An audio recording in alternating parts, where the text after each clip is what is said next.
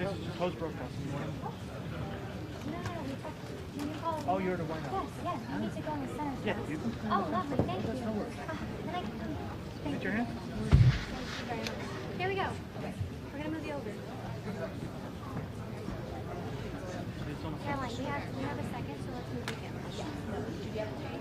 Yes, so how do you want to work this? This camera.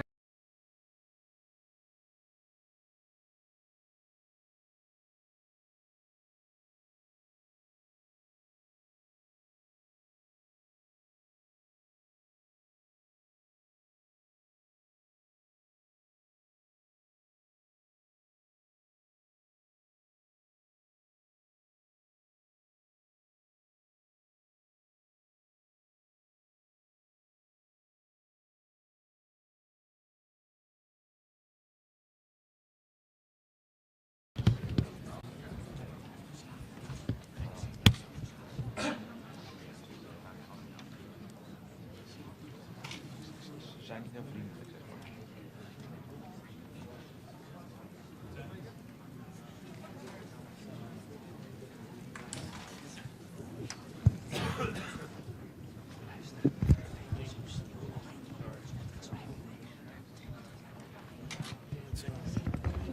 Thank you.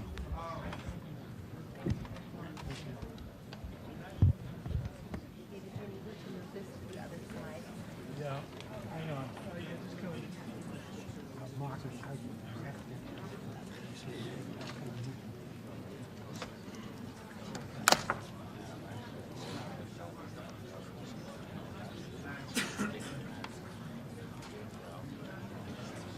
Nee, ik had er wel bij.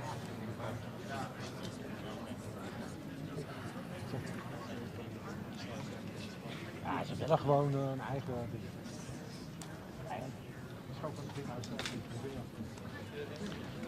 I need power. Is there power? I need power. AC. Is there power back here somewhere? Where? No. Okay.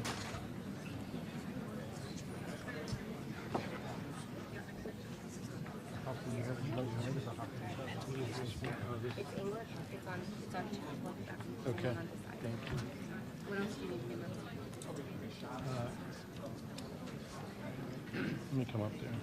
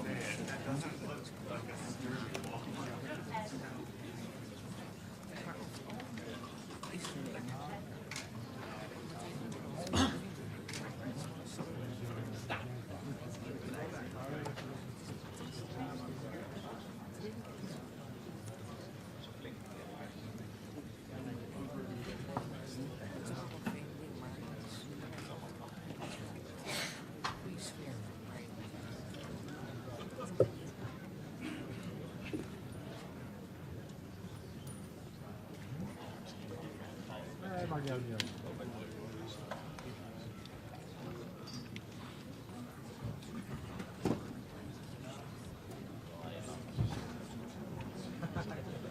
Niet zo lang. Ja.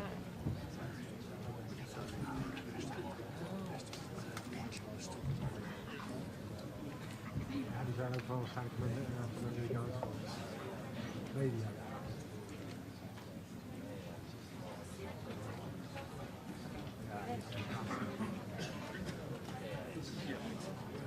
Thank you. David, Ethernet is right behind you. Ja, dat was van de totaal. Thank you.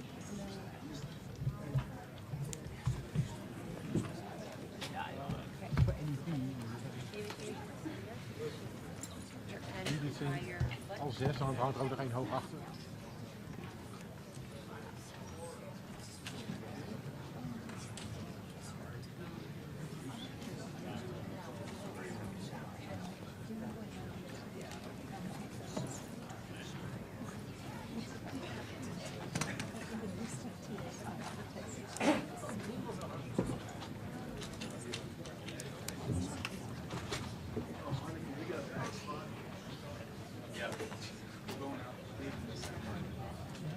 Misschien op een handschudden of zo.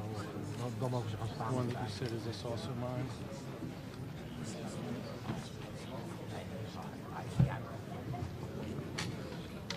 Let's get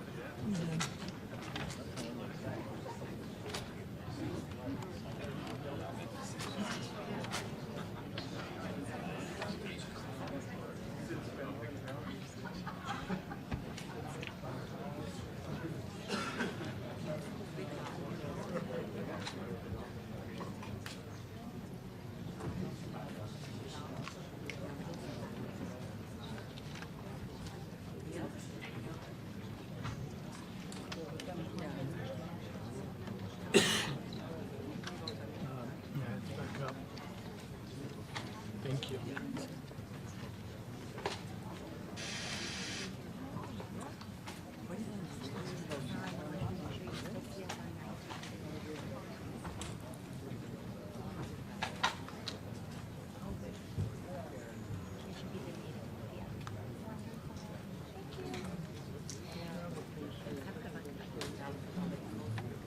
Thank you.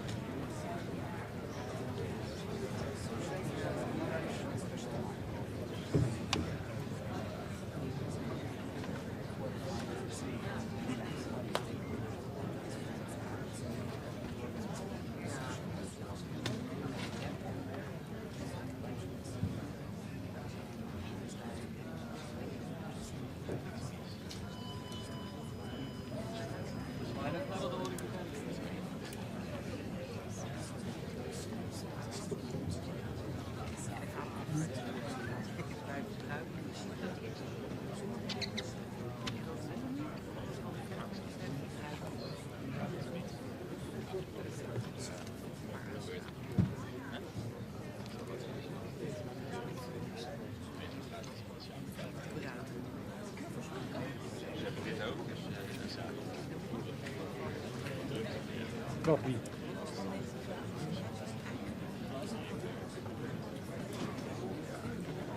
Ja, natuurlijk. Wij toch ook? Wij niet, maar...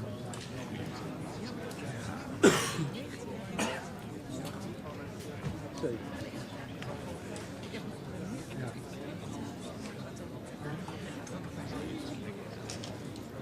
Ik heb het gemist.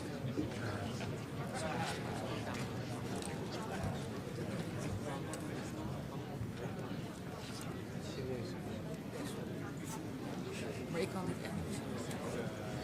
Ik weet dat er over een grond wordt bepaald. Tuurlijk, dat doet iedereen. Ik zou dat proberen.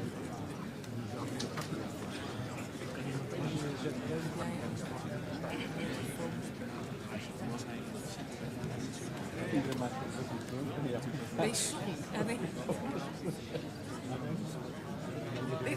Nee, dat maar zo goed. Dat is een leeftijd.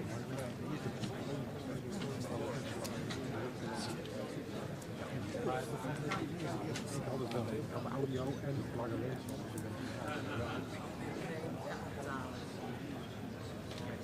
Weet iedereen.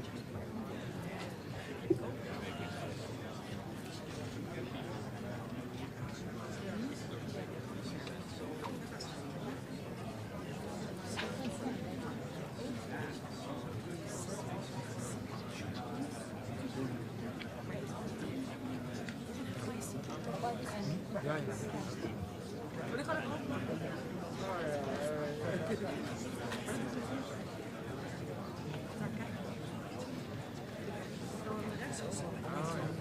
Can they not leave there when they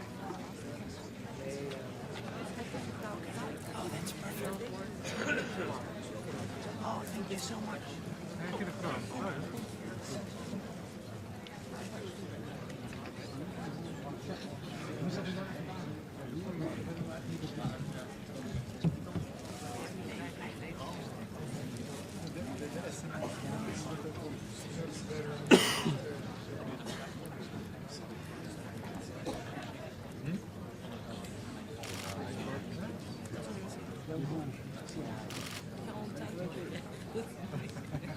Nou, De laatste update is nog steeds dat ze hier is.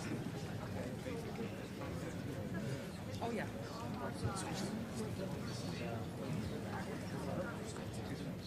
Ja, dus vol mensen.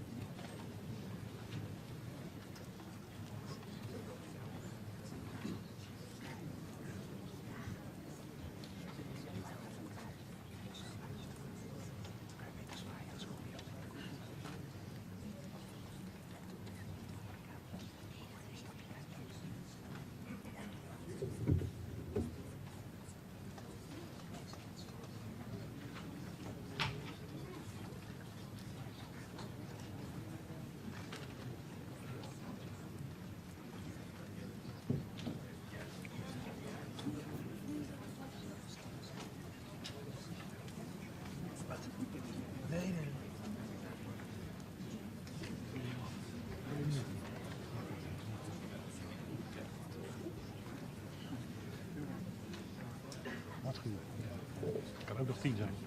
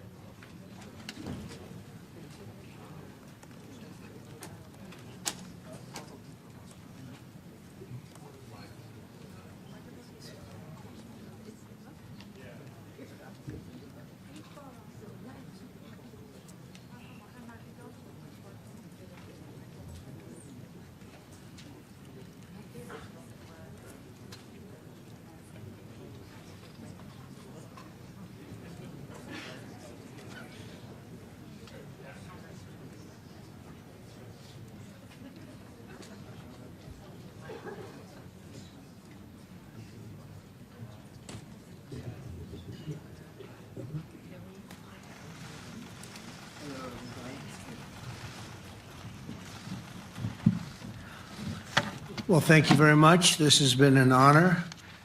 It was a fairly long trip, but worth it. Tremendous things have been accomplished, as you probably noticed. Listened to a lot of wonderful speeches from the heads of a lot of wonderful countries.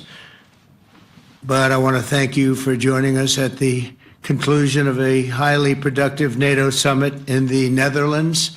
I want to thank them for the royal treatment they've given us. Couldn't have been nicer. And it's a beautiful country, really a beautiful country. Coming in, I saw the most beautiful trees. In fact, I want to bring some back with me. I want to also thank, I had breakfast this morning with the King and Queen, and they're incredible people. I said, you're central casting, beautiful people, great people, big, beautiful heart. And I enjoyed that. And also NATO Secretary General Mark Rutte, who's been terrific. He's been a friend of mine, used to be right here running this wonderful country. Now he's the NATO Secretary General. He's doing a fantastic job. And the Prime Minister, we appreciate everything you've done. And as you know, last weekend, the United States successfully carried out a massive precision strike on Iran's nuclear enrichment facilities, and it was very, very successful. It was called obliteration. No other military on earth could have done it, and now this incredible exercise of American strength has paved the way for peace with a historic ceasefire agreement late Monday, and we call it the 12-day war. Spoke to a few people. I guess that just sounded like the right name. It was a 12-day war.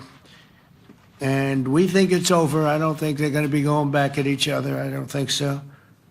Not only have we dealt decisively with the critical threat of Iran's nuclear program, which was what I wanted. I said, Iran cannot have a nuclear weapon. I've said that for 15 years, long before I decided to do the political thing. But we've also reasserted the credibility of American deterrence, which is like no other. The people at NATO said Never been anything. You know, I rebuilt the entire military during my first term. And we have a great military. We have great generals. I got to know the good ones and the bad ones. We kept the good ones. Over the past 2 days, I was honored to participate in the NATO leaders meeting and also had extremely good individual discussions with the King and the Queen, Secretary General Rutte, and the Prime Minister. Great discussions. Very knowledgeable people. Major focus of our conversations at the summit was the need for other NATO members to take up the burden of the defense of Europe, and that included the financial burden. As you know, it was 2%, and we got it up to 5%. And they said, a couple of them came up to me, one in particular said, "Sir, we've been trying to get it up to 3% for 20 years, and we haven't been able, and you got it up to 5%. So they're going to be, most of them, I guess almost all of them, are going to be contributing now 5%, a number that people are surprised at, but you need it today. The United States accounts for 2/3 of all NATO defense spending. And since I began pushing for additional commitments in 2017, believe it or not, our allies have increased spending by $700 billion. I said to people, you don't have any money, and a lot of them weren't paying. And so I started the process, and I picked it up as soon as I got back, which is 6 months ago.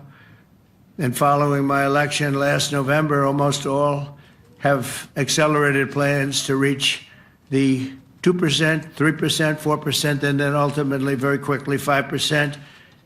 And all of this is going to be done very quickly, almost immediately. You probably know this as well as I do. I'm sure they've been talking about it. It's really been a big focus. In a very historic milestone this week, the NATO allies committed to dramatically increase their defense spending to that 5% of GDP, something that no one really thought possible. And they said, "You did it, sir, you did it." Well, I don't know if I did it, but I think I did. This will be known as the Hague defense commitment, which is pretty good, pretty appropriate. When the allies reach this number, it will add more than $1 trillion a year. Think of that, $1 trillion per year to our common defense. And this is a monument really to victory, but it's a monumental win for the United States, because we were carrying much more than our fair share. It was quite unfair, actually. But this is a big win for Europe and for actually Western civilization. For years, past administrations failed to get most allies to contribute even the 2%. I remember when I came here, we had 4 countries that were up to 2%, and I remember Poland was there. A couple of them were there. But most of them were. We had 28 at the time. As you know, it's increased a little bit. And they've agreed now to more than double their budgets in all cases. And Europe stepping up to take more responsibility for its security will help prevent future disasters like the horrible situation with Russia and Ukraine. And hopefully we're going to get that solved. Last week they lost 7,000 soldiers, mostly soldiers, but they're also getting hit in Kiev. They're getting hit in some of the towns also. And that means life. Life is disappearing also in the cities and towns. Should have never happened, would have never happened if I was president. I said it 1,000 times. And it never did happen. It's never even thought about. But it's vital that this additional money be spent on very serious military hardware, not bureaucracy. And hopefully that hardware is going to be made in America, because we have the best hardware in the world. You saw that, where 14 missiles were shot at us the other day. And they were very nice. They gave us warning. They said, "We're going to shoot them. Is 1 o'clock okay?" They said, "It's fine." And everybody was emptied off the base, so they couldn't get hurt except for the gunners. They call them the gunners. And out of 14 high-end missiles that were shot at the base in Qatar, all 14, as you know, were shot down by our equipment. Amazing stuff. Amazing that they can do. It's like shooting a bullet with a bullet. It's the same thing if you think about it. 14 out of 14, and they weren't even that surprised. I said, "Do you do that well often?" They say, "We pretty much do, sir." The Ukraine crisis has also highlighted the urgency of rebuilding our defense industrial base, both in the United States and among the allied nations. We cannot afford to be dependent on foreign adversaries for critical minerals. And as you know, we made a deal with Ukraine to take a vast amount of the land they have for minerals. We need it. And once again, I want to thank all of the people in the Netherlands, incredible people. It's a great place. And all of the NATO allies for the tremendous summit that we just had. A letter just came in, and a statement came in from the Atomic Energy Commission of Israel. And I just wanted, this is an official letter, and they're very serious people, as you know. The devastating U.S. strike on Fordo destroyed the site's critical infrastructure and rendered the enrichment facility totally inoperable. It was devastated. We assess that the American strikes on Iran's nuclear facilities has set back Iran's ability to develop nuclear weapons for many years to come. This achievement can continue indefinitely.